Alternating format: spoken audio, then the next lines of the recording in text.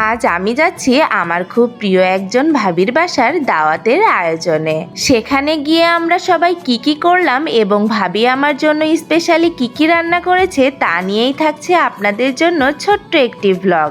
আশা করি আজকের ব্লগটা আপনাদের সবার খুব ভালো লাগবে। আসসালামু আলাইকুম, সবাই কেমন আছেন? আশা করি যে যেখানে আছেন সবাই ভালো আছেন, সুস্থ আছেন।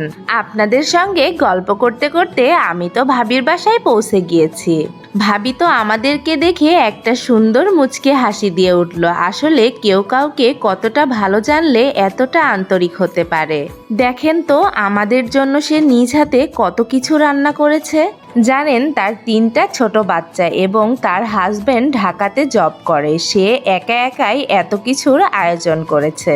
আমি ভাবিকে বলছি আর কিছু রান্না করলে হতো না, সে আমার দিকে তাকিয়ে মুচকি হাসি দিচ্ছে।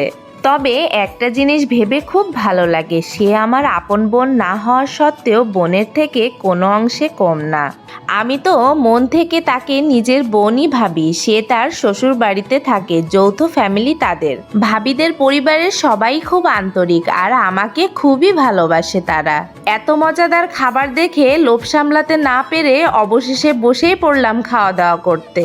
খাওয়া দাওয়া করতে করতে শুধু খাবারের দিকে তাকাচ্ছি যে কোনটা রেখে কোন খাবারটা দিয়ে প্রথমে খাওয়া শুরু করা যায়। খাওয়া দাওয়া শেষ করে ভাবির সঙ্গে একটু গল্প করতে বসে গেলাম। এদিকে দেখি ভাবি আবার ফালুদা নিয়ে চলে এসেছে।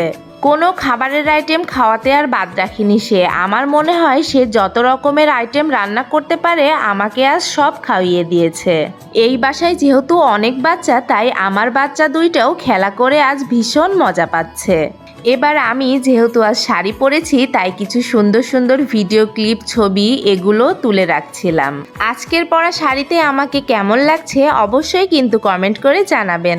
তাহলে আজকের মতো এ পর্যন্তই। দেখা হবে নতুন কোনো একটি ভিডিওতে। সেই পর্যন্ত সবাই ভালো থাকবেন, সুস্থ থাকবেন। আর আজকের ভিডিওটি যদি আপনাদের কাছে ভালো লেগে থাকে অবশ্যই কিন্তু লাইক, কমেন্ট, শেয়ার করতে ভুলবেন না। আল্লাহ।